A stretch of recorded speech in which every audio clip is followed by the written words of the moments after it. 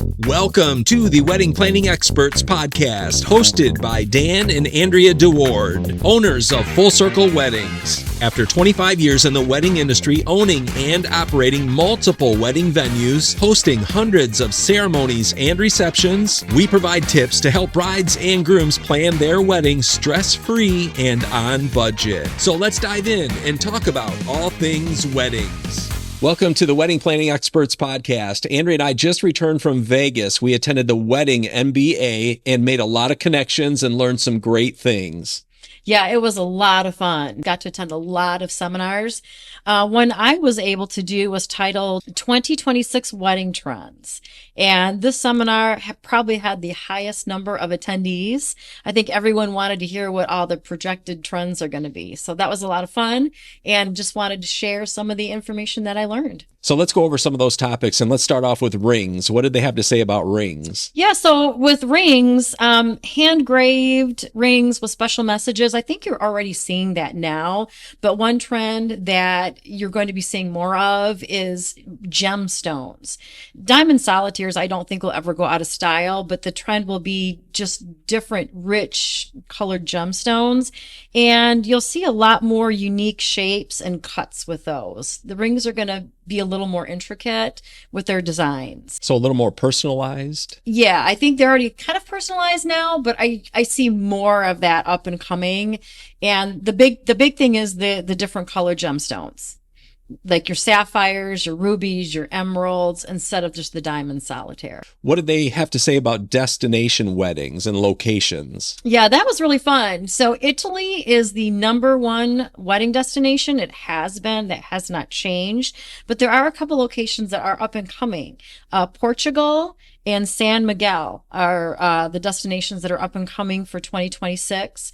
There's also a lot of talk about booking a destination wedding during the shoulder season, which is considered the off season. They're just saying it's a lot less expensive and just kind of have fun with it. Bring your umbrellas, expect the unexpected, and you're still going to have a wonderful wedding day, but you're going to save a lot of money.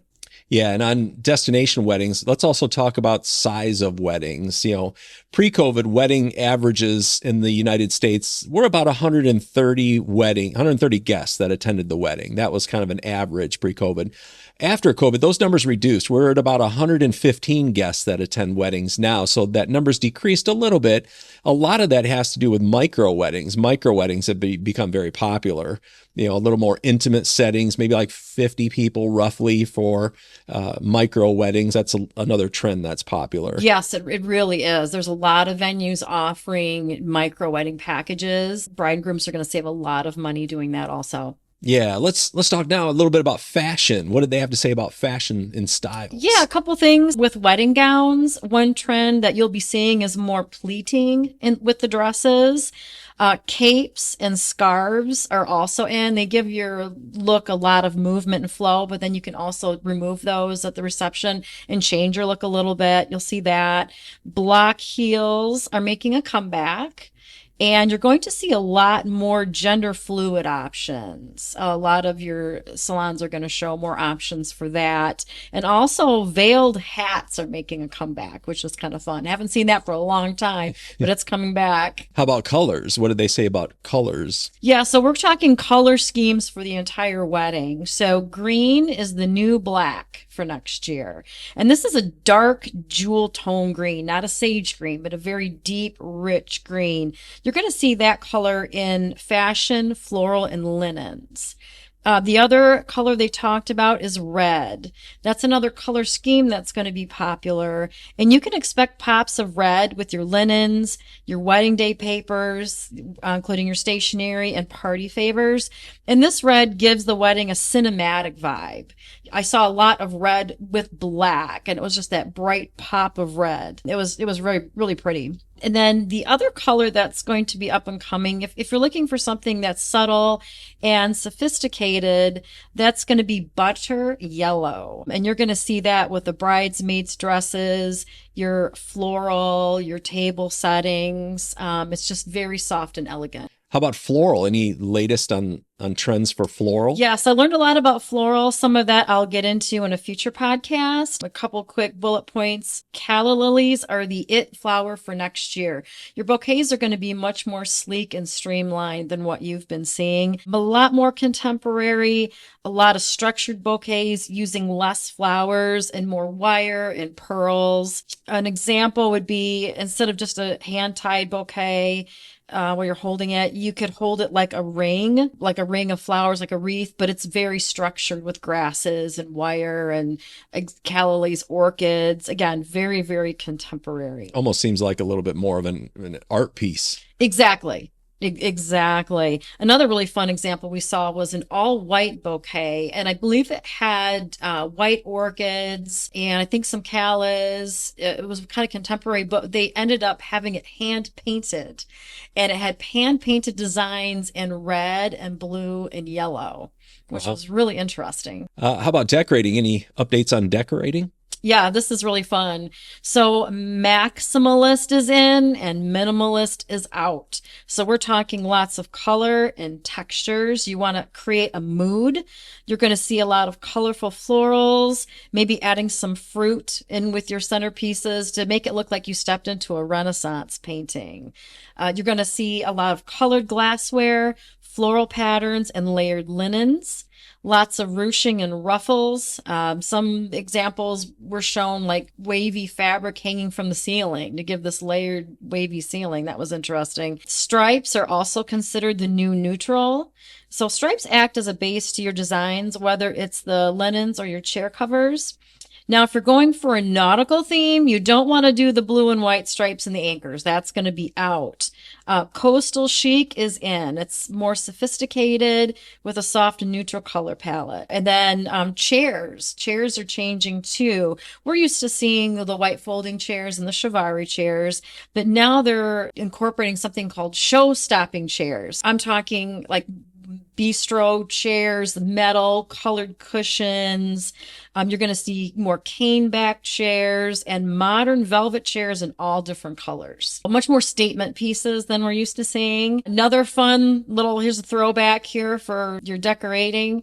Swans are back. We saw the ice sculptures. Yeah, the giant swan ice sculptures. I'm not talking that. This is more in very subtle touches.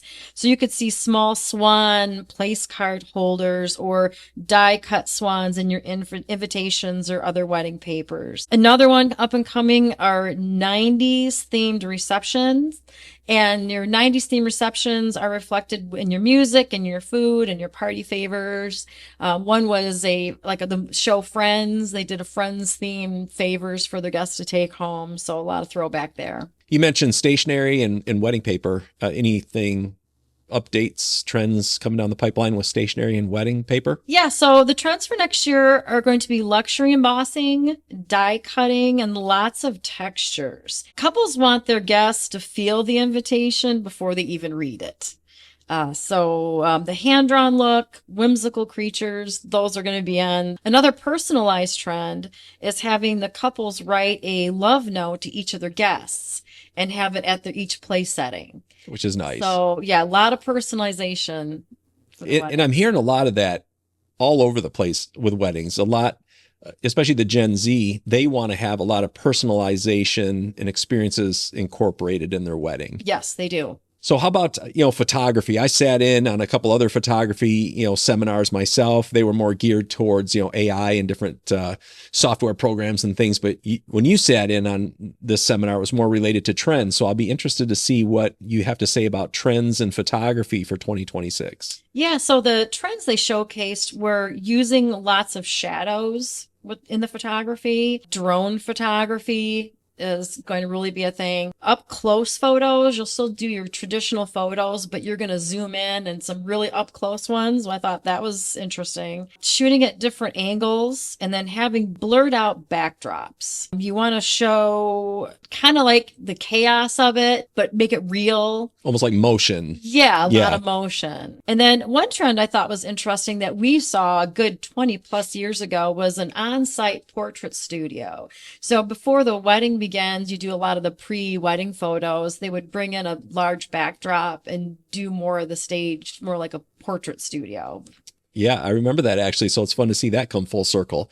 How about music and entertainment? What's the latest with that? Yeah, so next year is going to be a big year for music and entertainment, having live music on display even before the guests walk in the door.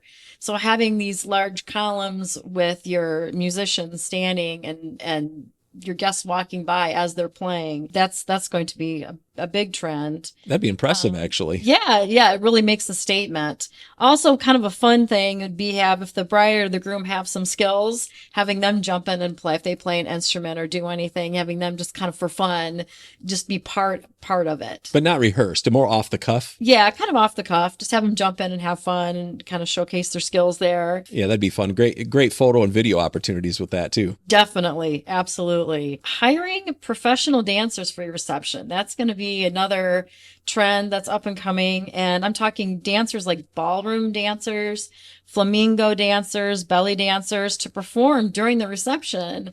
And then later in the evening, maybe teach a dance to your guests. Yeah, so very interactive. Yeah, that'd be. Now, I've got to bring this up because remember in our venues, there was one time we had a bride. They did belly dancing and all that with all the outfits. She was actually a belly dancer, so she changed into costume and performed for her guests towards the end of dinner. Yes, exactly. And the guests were astounded. Yeah, exactly. So you don't see that very often. So and it was very entertaining, I must say. Yeah. So, but it'd be interesting to see that happen more at receptions. Mm-hmm. So. How about food and beverage? What's the latest trends with food and beverage? Yes, a few things they touched on, something a little different. You're used to seeing champagne towers. Instead of doing champagne in them, doing your dessert. So do like a dessert tower. Or if you want to do some kind of a beverage tower, do something other than champagne. A lot more specialized cocktails, dessert cocktails. Craft beer has been in. That's going to continue to be in for next year. One really fun one that I'm personally very excited about are show-stopping cakes. The big cakes are back. Which is amazing. Yes, and I'm talking very elaborate, a lot of color. One slide they showed us was a suspended wedding cake. I don't know how they did it. I don't know how they planned to cut that or serve it. I'm not sure, but it was pretty impressive. But seeing those large, elaborate cakes make a comeback, I personally think is really fun. I remember when we first started, the cakes were very tall and they would branch off with plastic staircases leading to other cakes, and you'd have your figurines on it and colored fountains, and it was something. And we really got away from that. And now we're going back to, more trendy, more personalized cakes. Sometimes the cakes kind of tell a story. There was one that had little figurines of the bride and groom, and all over the cake were different scenes from the last several years of vacations and things they like to do. It was really elaborate. Like all these little people made out of fondant. It was pretty cool. They also showed bringing an artist in to hand paint designs on the cake during the reception. Again, an experience. Exactly. It's going to be all about experiences. And I remember the cakes, they, like you said, they went from the big, huge ones with the fountains and everything, and then it shifted to small cakes like a bride and groom cake. Sometimes people would bring the cakes in where just the top was real, but the second and third layer, they were like they were styrofoam. They were styrofoam. They were styrofoam fake. with frosting, and then it was a great way to save some money. But people try to cut it though. Oh yeah, we watch it. Don't cut that layer. Then it went to very small cakes and with dessert stations. We saw that for many years. The thing with dessert stations is because they're small pieces, typically you have to get so many. If you're doing different kinds, you have to get so many different, desserts, plenty of them, because guests take more than one. They'll take 2 or 3 or 4 because they want to try everything. That's true. So I've seen it a lot of times where they wouldn't order enough and it would get wiped out before all the guests actually came through. So if you are doing a dessert station, you got to make sure to order plenty of the desserts. But if you're seeing that big cake come around and that becoming the trend again, usually that's not an issue. Usually there's plenty of cake for everybody. There is, and it's fun because usually each layer is a different flavor, so you can still get a lot of variety and have a really large cake. So that's a trend I'm excited to see again. Yeah. Okay. How about gifting? What's the latest with gifting? Yeah, so interactive gifting is going to be a trend. Some examples were hiring a tattoo artist to give temporary henna tattoos. We saw a perfume bar, and this is classic Texas, having a live branding take place. And I'm not talking livestock or people or anything like that. Let's clarify. Yeah, no, they were branding keepsakes for their guests to take. Like wood branding. Right, exactly. Yeah, that's a great idea. Yep. Again, an experience. Exactly. And then some other examples were if you were having an outdoor wedding, having personalized sunglasses that your guests could wear and then take home, or personalized mugs that they would actually use at the reception that had their names on it, and then they could take those home as well. That's a fun party favor. Exactly. Yeah. Well, we had a ton of fun in Vegas. We had a lot of fun, not only at the seminars and wedding MBA, but even afterwards and the after parties and everything. So, and we love to take the knowledge that we learned and the connections we made and share it with all of our clients and in this podcast for other brides out there. So we're looking forward to attending next year's wedding MBA. Yep, exactly. So, that'll be fun. Yep. Hopefully this information on the latest trends coming in 2026 was helpful, and we look forward to sharing more details with you in future podcasts.